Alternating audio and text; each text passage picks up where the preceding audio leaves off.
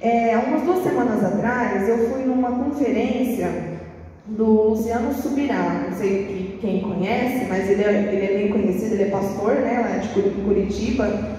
E há 2 semanas atrás eu fui nessa conferência chamada Graça Transformadora. E daí eu ganhei esse livro lá, eu e todo mundo que estava lá, né? E essa conferência é uma conferência que ele está fazendo em todo o Brasil. Então, assim, nessa conferência que eu fui, era a 11ª vez que ele estava falando sobre isso, né? Sobre graça transformadora. A gente tem ouvido falar muito sobre graça, né? Nos últimos dias. É algo que sempre está martelando. Por que sempre está martelando? Porque a impressão que a gente tem é que não há um entendimento correto, né? A gente vê aí fora, até dentro das igrejas mesmo, não no mundo, mas dentro das igrejas mesmo, pastores, líderes, ministros, deturpando muitas vezes o real significado da graça, né? Então, como eu disse, não é nada novo, mas é algo para estar enfatizando mais ainda, tá? Então, a minha mensagem é baseada no primeiro capítulo desse livro. Então, assim, eu sei que eu vou ser convidada, eu espero, né, que eu seja convidada outras vezes. Então, assim, estou lendo esse livro, mas esse livro aqui, ele é mais profundo, mas é basicamente o que ele falou nessa conferência. Foram umas 3 horas de conferência, mas sabe assim, aquele assunto que você não se cansa de ouvir e tudo vai se encaixando? E você percebe, meu Deus, você começa a olhar e fala, Senhor, eu nunca tinha parado para ver isso, nossa, que legal. Então a gente ganhou o livro, quem foi nessa conferência, e ganhou também um curso, né? Porque ele participa de um ministério chamado Orvalho, e ele ministra cursos, né? Então um curso chamado, o curso desse livro, Graça Transformadora. Então sempre para estar trazendo mais conteúdo, para deixar mais sólido mesmo, né, o assunto. Então, o primeiro capítulo desse livro fala sobre entendimento correto, né? Que nós precisamos ter o entendimento correto desse termo graça. Aí tem uma frase que diz assim: de fato, as maiores necessidades na teologia se dão pelo fato de não entendermos a graça de Deus. Então, teologia, aquilo que a gente aprende, estudo sobre Deus, né? Então, as maiores necessidades que a gente tem visto hoje na teologia, a necessidade é o fato da gente não entender a graça de Deus, porque alguns, como eu já falei no início, né, como tem sido martelado aqui na igreja também, um assunto assim bem, que está sendo recorrente, né, que hoje no meio evangélico tem sido transmitida uma mensagem muito equivocada sobre o que é graça. E por estar sendo transmitida uma mensagem assim equivocada, isso tem impedido o crescimento cristão, né? Porque meio que está paralisando a forma aí fora, né? Em algumas igrejas, em alguns ministérios que estão falando do que realmente é a graça, tem impedido o crescimento dos cristãos, porque as pessoas acabam não frutificando. Aí tem uma frase de um filósofo americano, Dallas Willard, que disse assim: hoje em dia não somos apenas salvos pela graça, mas também paralisados por ela, por conta dessa deturpação do termo graça que tem sido ensinado aí. Nós sabemos que somos salvos pela graça mediante a fé, que isso não vem de nós, é dom de Deus, a gente sabe disso. Mas a forma que tem sido pregado, que tem sido ensinado, a pessoa fala assim: eu sou salvo pela graça, amém. E isso tem, de certa forma, paralisado as pessoas, elas não têm avançado, elas não têm crescido, porque elas não estão tendo o entendimento correto do que é a verdadeira graça, tá? Porque não é somente isso, tá? Então a visão errada tem paralisado, porque o ser humano tem, por conta de estar tendo o entendimento errado, está retrocedendo, tá? Está tendo perdas, tem movido na direção errada, por ele não ter o entendimento correto, ele está sendo paralisado. Isso está fazendo com que ele perca o caminho, né? E está indo na direção errada. Então, em contrapartida, o correto ensinamento da graça conduz a uma crença correta e, consequentemente, ao lugar correto.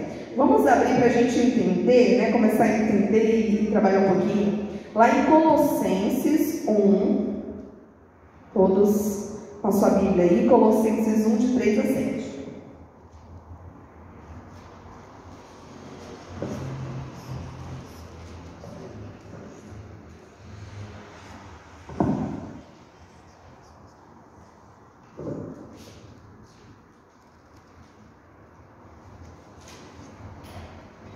Colossenses 1,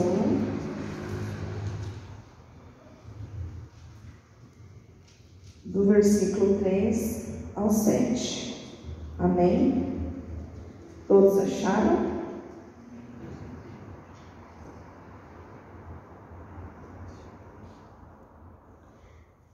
Tá, diz assim, do 3, né? Ação de graças é o título.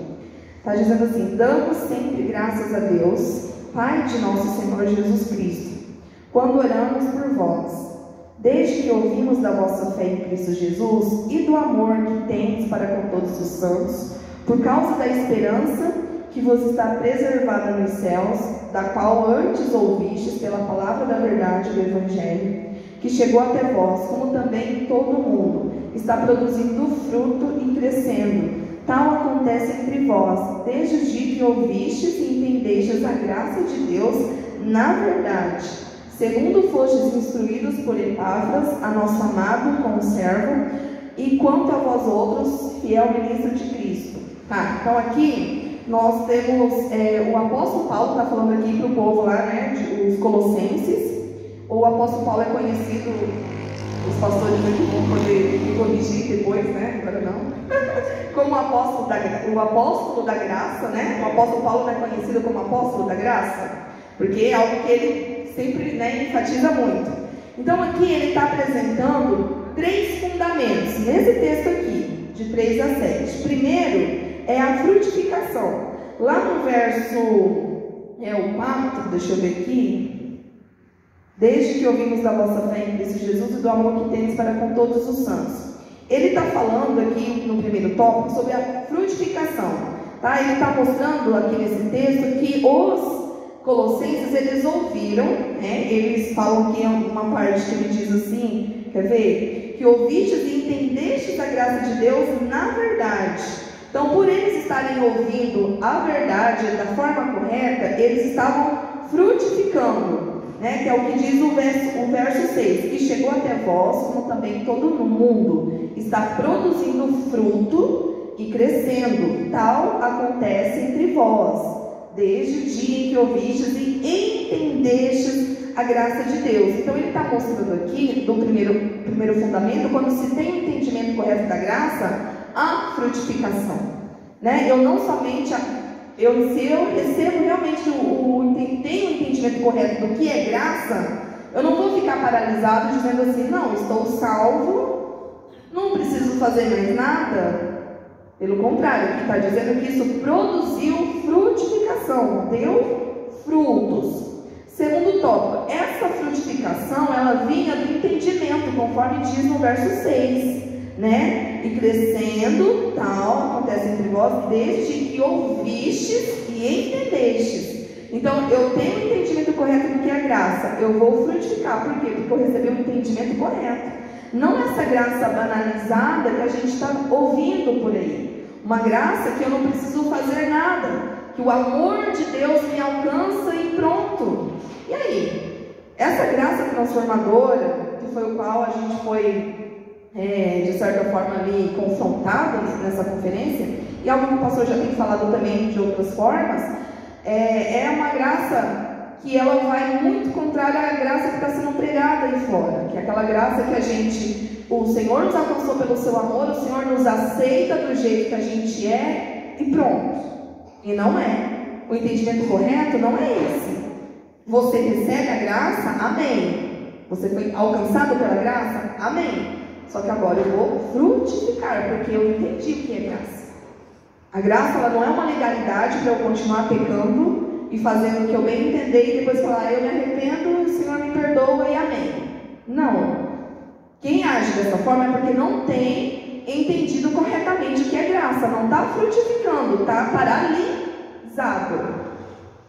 Terceiro ponto, a frutificação vinha da instrução que aqueles irmãos haviam recebido. Esse entendimento correto não vem de forma aleatória, mas é fruto de aprendizado. Lá no verso 7 fala assim, segundo fostes instruídos por Epáfras, nosso amado conservo, e quanto a vós outros, fiel ministro de Cristo. Então, eu ouvi a mensagem da graça, eu entendi o que é a graça, eu vou frutificar. Só que isso não vem de forma aleatória, Não é uma pregação que eu vou assistir no YouTube, não é somente algo assim, isolado. Não, é fruto de aprendizado. E é isso que tem sido feito aqui o tempo inteiro.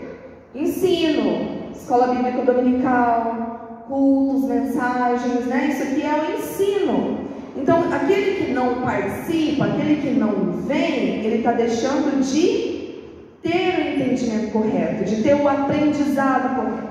Aí começa a banalizar a graça também. Porque não está frutificando, não está correndo atrás, né? Não está fazendo a sua parte.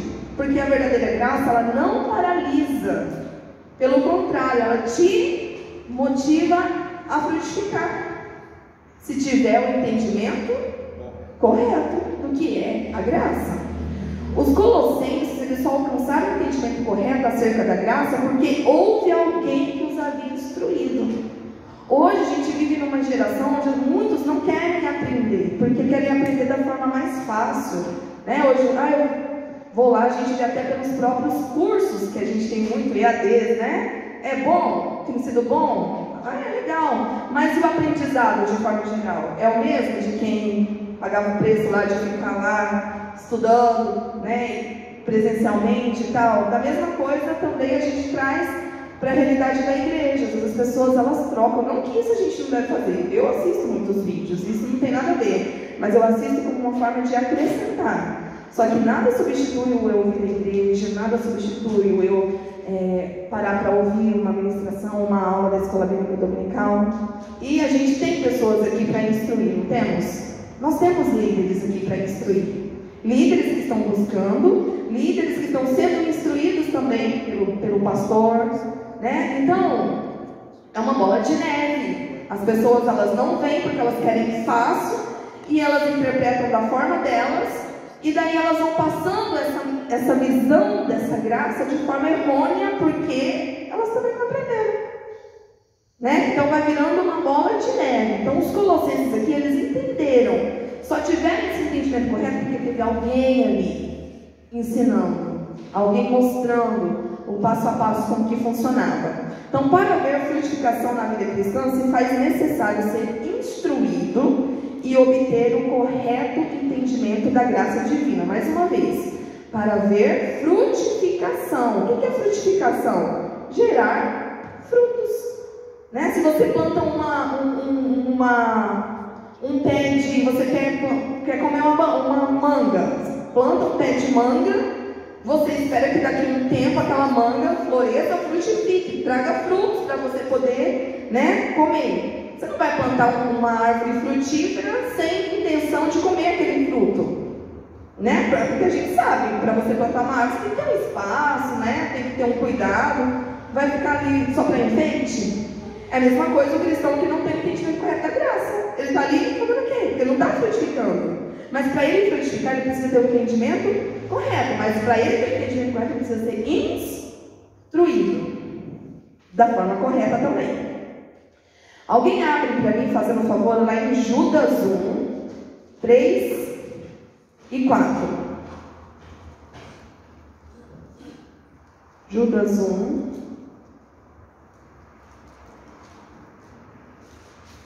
Quer que leia? Pode ler, pastor, por favor. Amados, procurando eu escrever-vos com toda a diligência acerca da salvação comum, tive por necessidade escrever-vos e exortar-vos a batalhar pela fé que uma vez foi entregue aos santos, porque se introduziram furtivamente alguns, os quais já antes estavam escritos para este mesmo juízo, homens ímpios que convertem em dissolução a graça de Deus e negam a Deus, único dominador e Senhor nosso, Jesus Cristo.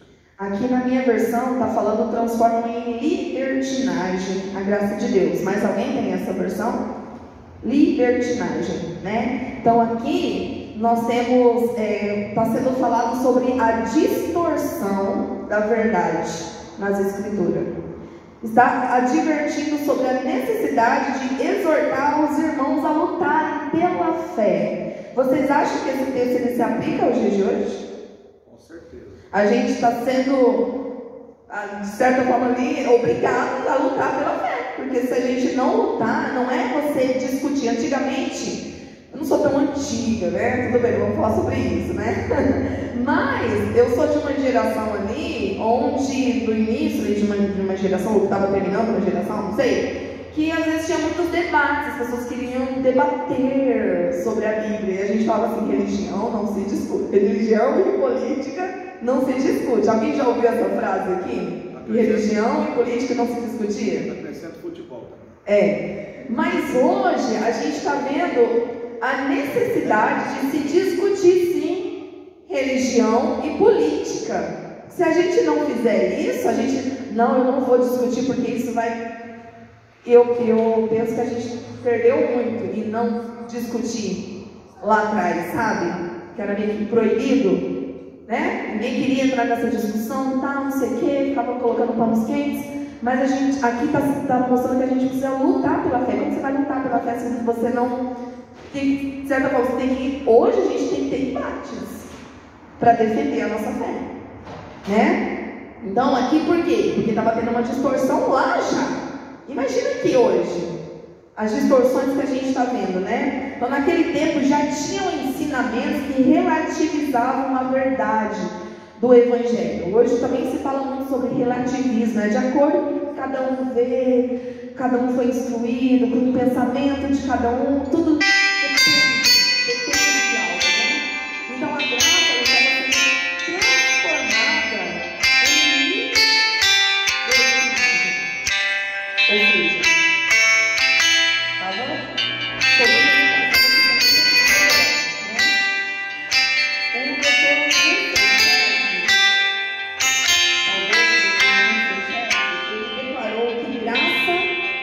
Sem compromisso não representa a verdade bíblica. Tá vendo como que volta lá na questão da frutificação? Porque se eu não tiver compromisso, aí eu fui salvo, mas eu não quero me comprometer. Tá? Isso está fora da realidade bíblica, não é o que a Bíblia ensina. Hoje muitos se dizem evangélicos, nossa, nunca se falou tanto, né, de evangélicos, eu sou evangélico, eu sou não sei o que, como se fosse um status. Mas estão vivendo a graça de forma, né, de forma errada, de forma com libertinagem. E não estão querendo compromisso. Então, não tem como você dizer que é de Deus e não ter compromisso com Deus. Não viver as coisas de Deus. Não buscar aprender de Deus.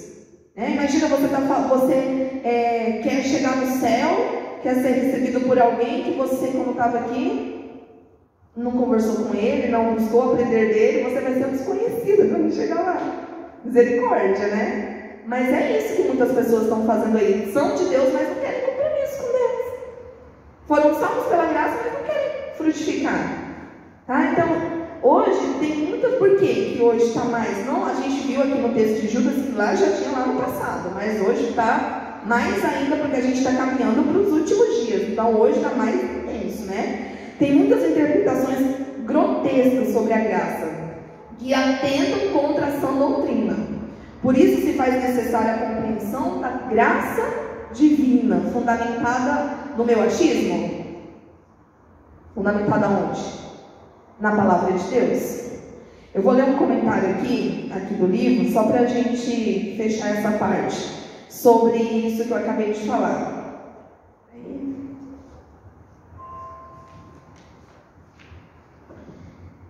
É um comentário que diz assim, fico incomodado quando ministros fazem comentários como: não há diferença entre um cristão e um pecador.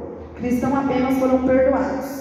Isso é heresia e faz duas coisas horríveis. Primeiro, diminui o que Deus fez por nós através de Jesus. E segundo, nulifica sua promessa, mantendo o seu povo cativo à corrupção deste mundo que é criada por desejos imorais. Esses perpetradores ímpios, que são disfarçados de pastores, líderes ou crentes, ensinam ou mais provavelmente modelam, através de seu estilo de vida, aquilo que identificam como graça permissiva, em vez da autêntica graça habilitadora. Ou seja, a graça permissiva que é ensinada não nos protegem da criptonita. A criptonita que é uma alusão simbólica ao pecado, né? Nem nos capacita a nos afastarmos dela, mas nos permite viver com pouco ou nenhum limite. Isso prepara o caminho para a sociedade dite o nosso estilo de vida, pois a graça está sendo reduzida meramente a um cobertor, em vez de uma força habilitadora. Portanto, basicamente, crentes vulneráveis ficam livres para buscar os desejos de sua natureza decaída, como modelo pela sociedade, modelado pela sociedade, tornando-se então suscetíveis à criptonita. Esse não é o propósito da graça de Deus. Então aqui esse comentário está dizendo que a graça que tem sido ensinada é aquela graça que tipo assim, ela te cobre, mas aí você está livre, você é livre para poder ir lá e você sempre vai estar nesse vai e vem, sabe? Faço porque eu tenho liberdade, né, em Cristo, vou lá e tal, mas não é essa graça. A graça habilitadora é aquela graça, imagina só, uma vez eu assisti um filme chamado Déjà Vu, não sei quem já assistiu esse filme é um filme bem assim, já assistiu? Com Denzel Washington? Nossa, eu amo esse filme, para mim é o filme mais inteligente que eu já assisti na face da Terra. Até hoje eu não entendi muita coisa, ainda tem umas coisas que eu ainda tenho que... Mas esse Déjà Vu é assim, ele começa investigando um crime, ele começa investigando um crime e depois ele descobre lá com um povo lá que está nessa investigação que tem uma máquina que eles conseguem voltar ao tempo mas não dá para impedir o crime, sei lá. Mas aí ele fala assim, uma fala do Denzel Washington, ele fala assim: eu passei a minha vida inteira como policial pegando o bandido depois. Eu quero pelo menos uma vez na vida pegar o bandido antes dele cometer o crime, porque nessa volta que eles iam fazer, eles iam descobrir quem era o cara que armou tudo, que explodiu lá o barco e tal, né? Então, pensa na graça como se fosse isso. A graça que está sendo ensinada aí é uma graça que você usa ela depois que você comete o delito. Mas a graça transformadora é aquela graça que ela te possibilita a não cometer o delito. Entende a diferença?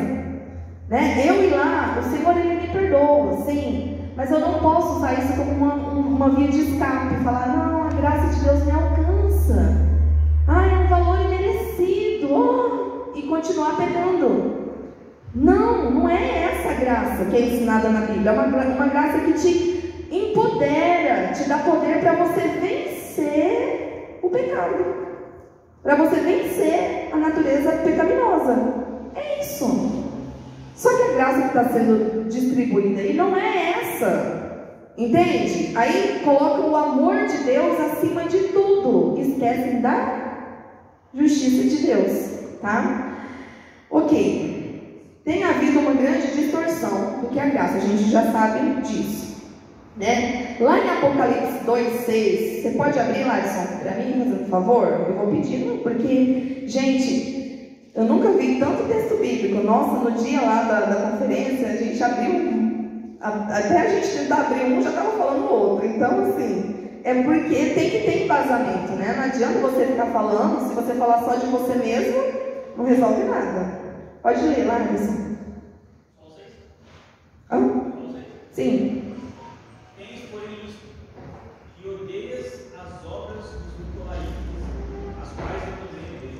Tá, então aqui está sendo falado dos nicolaítas. O pastor deve saber, o Lucas também. Eu não vou nem olhar para eles, eles vão falar que eu estou falando coisa que não devo.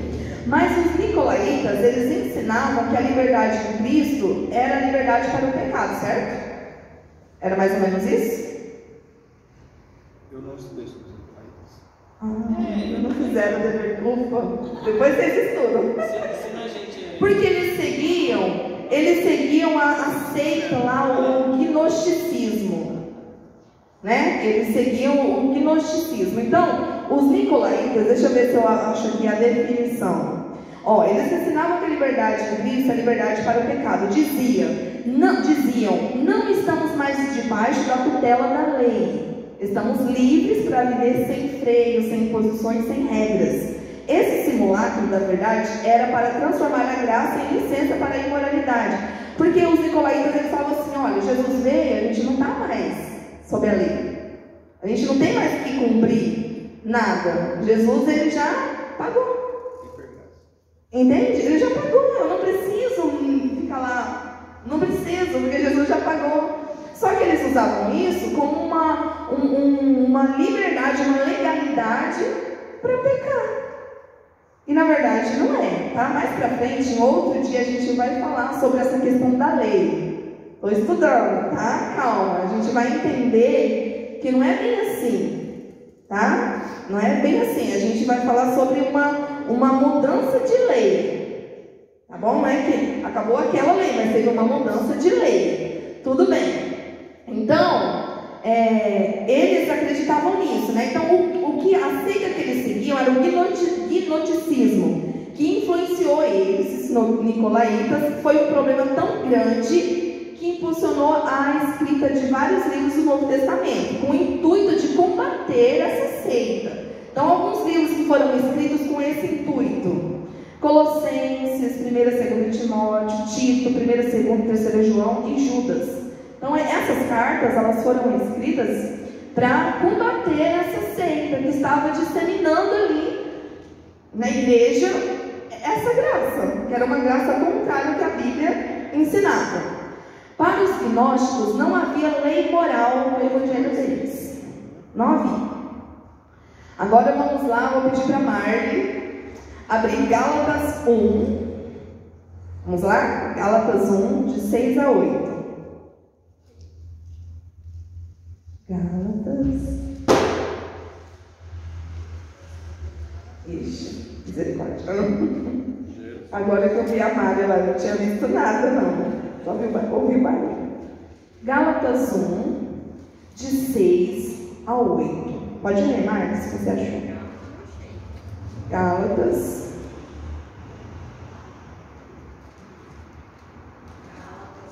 De 6 a 8.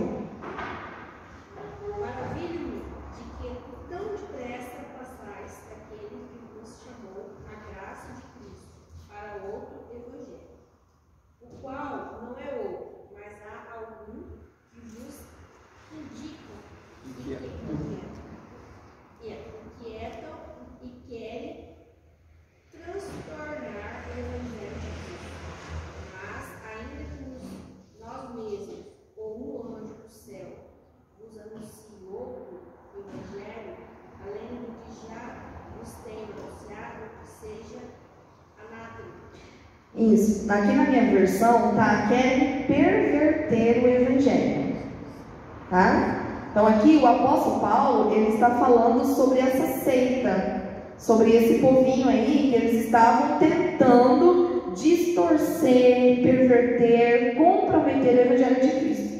Hoje, se a gente olhar para o mundo, tem muito disso por aí, né? Essa seita está espalhada por aí. Pode estar com outro nome, mas está aí o tempo inteiro. Pega uma parte da Bíblia e esquece todo. E a Bíblia, ela se complementa. A Bíblia explica, ó.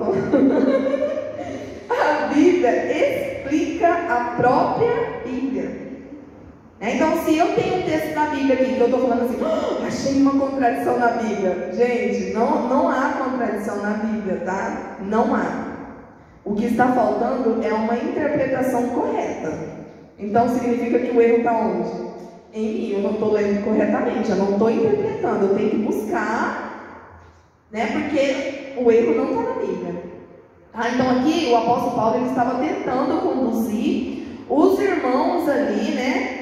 Que dizendo para eles, ó, sempre haverão pessoas, tá? Sempre haverão pessoas tentando distorcer, perverter, comprometer o evangelho de Cristo. E a gente também continua dizendo isso hoje.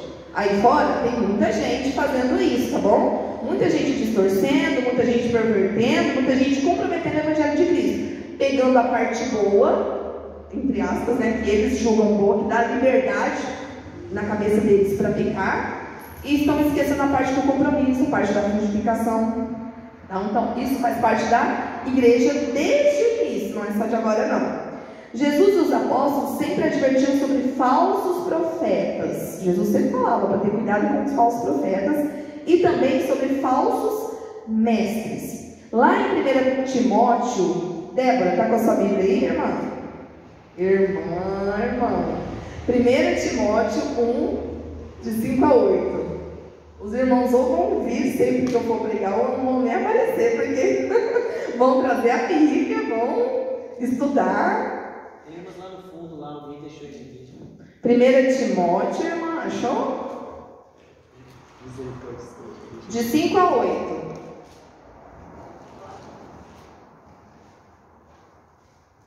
Achou, irmã? Amém. Pode ir. Essa ordem está sendo dada a fim de que amemos uns aos outros com um amor que vem de um coração puro, de uma consciência limpa e de uma fé verdadeira. Alguns abandonaram essas coisas e se deram em discussões inúteis. Eles querem ser mestres da lei de Deus, mas não entendem nem o que eles mesmos dizem, nem aquilo que falam com toda certeza. Sabemos que a lei de Deus é boa se for usada como se deve. Isso, exatamente. Então, aqui em 1 Timóteo está dizendo que pessoas que não têm vivência cristã, né, querendo ensinar como o cristão deve ser aqui. E hoje, né, a gente vê muita gente aí, muita discussão nas redes sociais, de gente do mundo, gente que tem influência no mundo aí, pegando a fala de cristãos que estão combatendo isso e estão querendo dizer para os cristãos como que a gente tem que ser. Não sei se vocês acompanharam aí aquela discussão da Bruna Carla. Ela participou de um podcast e ela falou sobre um amigo que é homossexual e convidou ela para cantar no casamento dele com um que iria casar. E ela disse que falou para ele, ela falou no podcast que falou para ele assim, que ela o amava, né, que Deus o amava, mas que ela não iria por conta de que isso iria contra o que ela crê, contra a Bíblia. Mas ela deixou claro, eu te amo, né? Você é amado, eu te amo você, amo sua família, Deus te ama tal, só que... Então assim, ela foi chicoteada, até hoje ainda está repercutindo aí alguma coisa. Alguém ouviu sobre isso? Né? Então, quando ela falou isso, um monte de gente do mundão aí, influente, começou a descer a lenha, a falar que ela estava vivendo errado, que a Bíblia não sei o quê, que não sei o quê, não sei o quê, querendo dizer como que o cristão deve ser.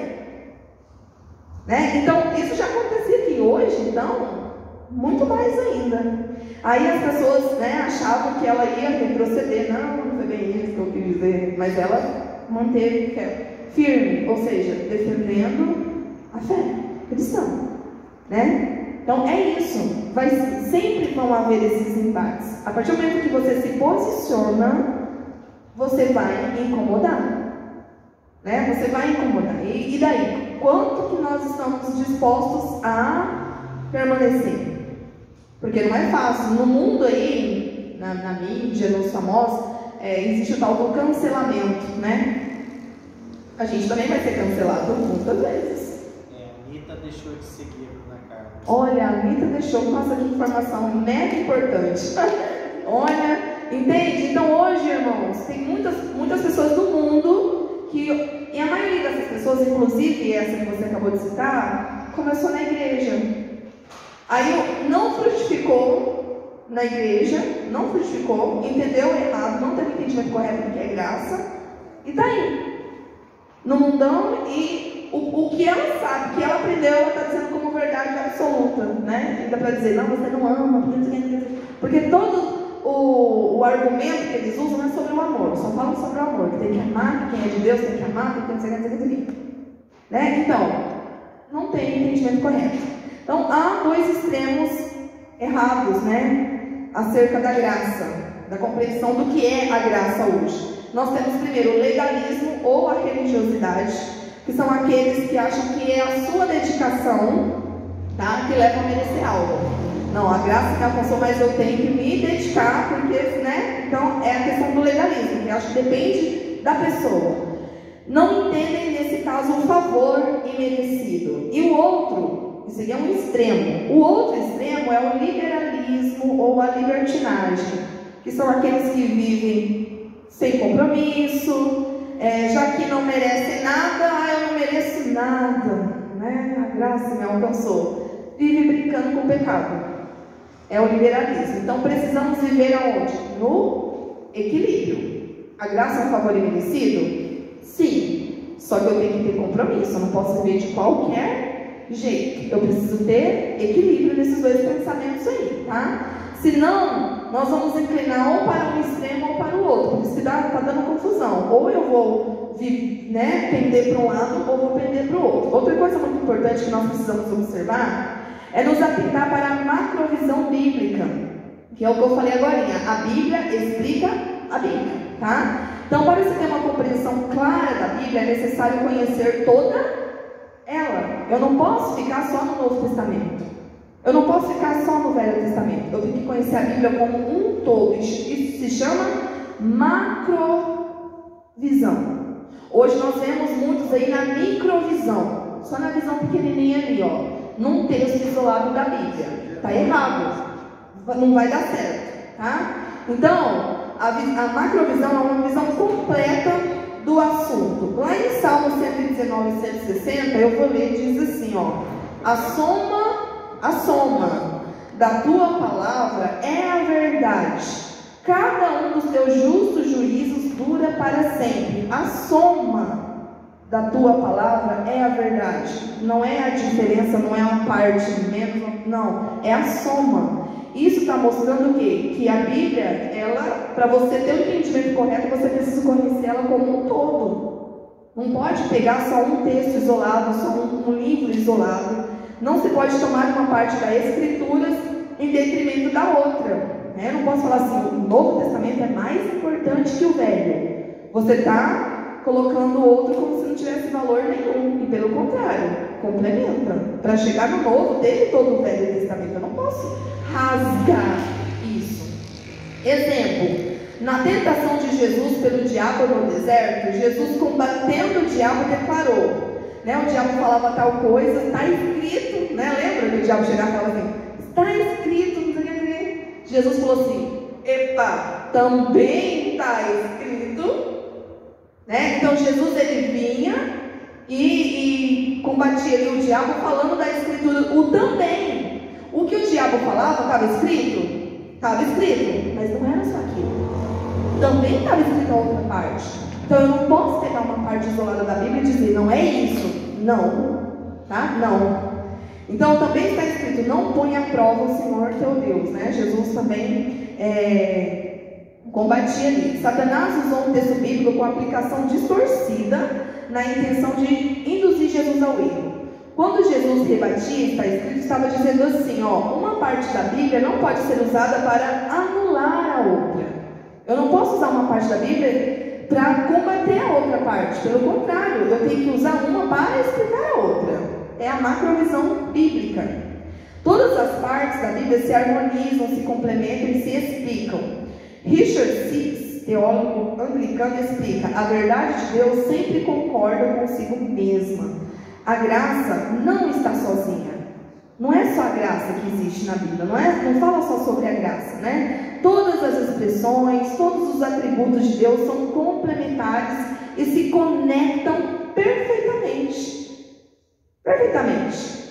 Tá? Então, a graça, a justiça, o amor, tudo se complementa. Um não é maior que o outro, um não vai anular o outro. Só que às vezes as pessoas pendem mais para um atributo e esquecem dos outros. Né? As verdades da Bíblia não são uma questão de uma coisa ou outra, ou eu fico com isso ou aquilo, não. Mas são todas inclusivas e devemos abraçar todas as verdades de Deus. Hoje, lidamos infelizmente com uma teologia de uma página só, de um versículo só. Né? Em cima de um versículo se cria uma seita, uma heresia e vai por aí. Por quê? Porque as pessoas estão focando numa parte, estão esquecendo do todo. Para se justificar o injustificável no meio cristão, difunde-se a história de que há uma nova revelação sobre a graça. Não, agora é uma nova revelação, aquela ali, né? Porque pegam um texto isolado e querem criar algo novo, né? Algo novo para atrair. Temos um casamento entre a distorção do ensino das Escrituras, que surge com base em porções descontextualizadas e a influência cultural do mundo, que é a que nós conhecemos como pseudo-graça, né? É a falsa graça ou a graça mentirosa, que está sendo divulgada aí, que pega uma parte, apenas aquela que só te favorece, e é isso. As verdades bíblicas se interligam, é uma construção progressiva. Por isso que eu falei para vocês, depois eu vou voltar aqui, a gente vai falar sobre a da lei e depois quando veio a graça. O pastor já falou muitas vezes aqui, mas como é um estudo, eu acho interessante para a gente entender mais, né? Então, é progressivo, sabe? É um crescente. Então, se eu tiro algo do meio ali, vai ficar faltando algo, tá? Por isso que a gente tem que ver a Bíblia como um todo. Para melhor compreensão da macrovisão bíblica, então a gente tem ali, ó, de Adão até Moisés, né? Esse período abrange a queda do homem, suas consequências, o pecado entrou no mundo, a morte foi passada para toda a humanidade. Esse primeiro período é referido como antes da lei. A morte reinou de Adão a Moisés. Com a chegada da lei, finda-se esse primeiro período. Depois nós temos de Moisés até Jesus. Aí lá tem a referência João de 1:17. A manifestação da lei, que pôs todos os seres humanos debaixo do pecado, realçando a força que este possui. Começa em Moisés e termina com a primeira vinda de Jesus. Esse é o período da lei. As pessoas querem falar assim hoje, não tem mais lei. Só que elas esquecem desse período, porque é uma transição, é uma progressão. É uma progressão, tá? E da primeira vinda de Jesus até a segunda vinda, o apóstolo Paulo fala da graça de Jesus, que se manifestou salvador aos homens e nos ensina a viver uma vida sóbria, esperando sua vinda. Está lá em Tito 2, de 11 a 13. Que esse é o que nós conhecemos como período da graça, que é o que a gente está vivendo hoje. Compreende-se da primeira vinda até a segunda vinda de Cristo. Quando experimentaremos, quando Jesus voltar, nós vamos experimentar a plenitude da salvação, que envolve a glorificação, né, do homem e a redenção da natureza. Tá? Está lá em Romanos, vou abrir para vocês, Romanos 8, quem puder me acompanhar. Romanos 8, de 19 a 23. Romanos 8, de 19 a 23. Vamos lá. A ardente expectativa da criação aguarda a revelação dos filhos de Deus, pois a criação está sujeita à vaidade, não voluntariamente, mas por causa daquele que a sujeitou, na esperança de que a própria criação será redimida do cativeiro da corrupção para a liberdade da glória dos filhos de Deus, porque sabemos que toda a criação a um só tempo geme e suporta angústias até agora. E não somente ela, mas também nós, que temos as primícias do Espírito, igualmente gememos em nosso íntimo, aguardando a adoção de filhos, a redenção do nosso corpo. Que isso vai acontecer na segunda volta de Jesus. Tá? Então, finalizando, tá? Vou ler para vocês a sinopse desse primeiro capítulo. O que a gente falou aqui, tá? Nesse primeiro capítulo, e depois vai ter sequência, ok? Então, a sinopse que a gente viu, que entender corretamente não é somente uma questão intelectual, mas tem o poder de conduzir à frutificação. Então, eu entender o que é graça não vai me deixar mais inteligente, não é para isso, para dizer, eu tenho conhecimento, eu aprendi, eu entendi. Não, você vai mostrar que você entendeu quando você frutificar. Aí você tem o entendimento correto do que é graça. A graça não é, nunca foi e nunca será libertinagem, ou seja, a graça nunca foi, não é e nunca vai ser legalidade para eu pecar. Nunca. Se estiver não, está sendo pregado isso por aí fora, é mentira. Não é. A graça sem compromisso é antibíblica. Eu fui alcançado pela graça, fui salvo pela graça, isso tem que me gerar um compromisso com as verdades cristãs, com a vida cristã, com testemunho, isso tem que me gerar um compromisso. Se não me gerar, é antibíblico. 4. A nova revelação da graça é, na verdade, a velha heresia do gnosticismo. Então, quando as pessoas falam, eu não lembro, acho que o pastor trouxe de um pastor, eu ouvi assim, bem superficialmente, de um pastor que diz que que a Bíblia precisava atualizar, né? Não foi? Não teve um pastor aí? É o Ed René. Esse aí, que a Bíblia precisava ser atualizada, que não sei o que, é como se fosse assim, a revelação de uma nova graça, de ser de algo novo, da velha, isso aqui, da arcaico, e a gente está vendo que muita coisa do que a gente está vivendo aconteceu lá atrás já, né? Então, na verdade, seria uma heresia, tá? Desde o início da era cristã até o último dia, haverá tentativas de perverter, distorcer e alterar o Evangelho. Alterar o Evangelho, que entra essa fala desse pastor aí. O tempo inteiro alguém vai querer chegar e dizer que tem um novo Evangelho. Mas o que o apóstolo Paulo falou? Que nem que um anjo desça do céu e diga, a gente não tem que aceitar. Então é a defesa da fé. Não se constrói entendimento doutrinário com microvisão, mas com a macrovisão bíblica, visão do todo, nunca apenas de uma parte. Então, se alguém chegar e falar assim, ó, na Bíblia está escrito, não sei o que, para você poder falar assim, mas também está escrito isso, você precisa conhecer. Está vendo como isso leva ao compromisso? De você aprender, de você buscar entender, porque a todo instante alguém vai chegar para tentar te convencer de que você está errado. E aí, o que você vai falar? Como que você vai rebater? O que está lá no Salmo 119, 105, se eu não me engano, que diz: escondi a tua palavra, não sei se é 105 ou 119, 11, sempre me perco. Mas que diz: escondi a tua palavra no meu coração para não pecar contra ti. A gente tem que estar com a palavra do Senhor guardada no nosso coração, né? Você carrega a sua Bíblia para todo lugar? E mesmo que você esteja com a sua Bíblia, você sabe onde estão os textos que você pode usar? Por isso que você tem que ler e tem que guardá-la no seu coração, porque você vai precisar. Eu vou precisar. A gente está precisando.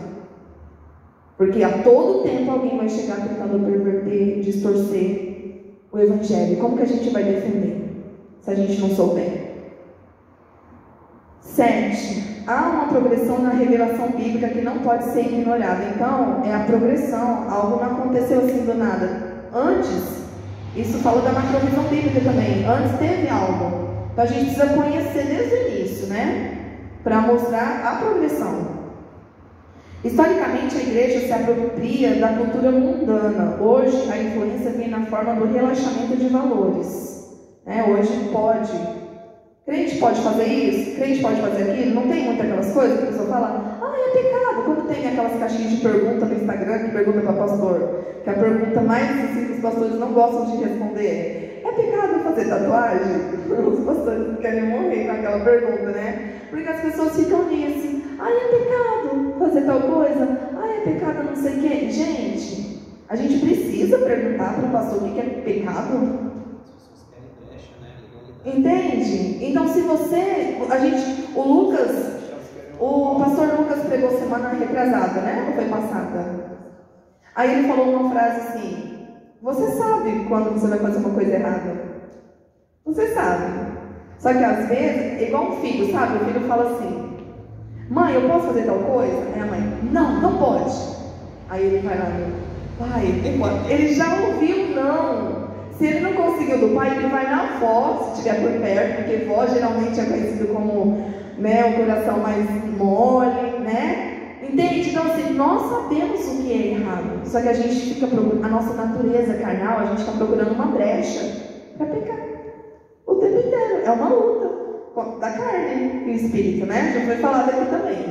E finalizando, tempos bíblicos de Adão até Moisés, antes da lei. De Moisés até Jesus, a lei, e da primeira até a segunda vinda de Cristo é a graça. Então, essa é a progressão, tá? Para falar de graça, para eu ter o entendimento correto da graça, eu preciso saber esses tempos anteriores.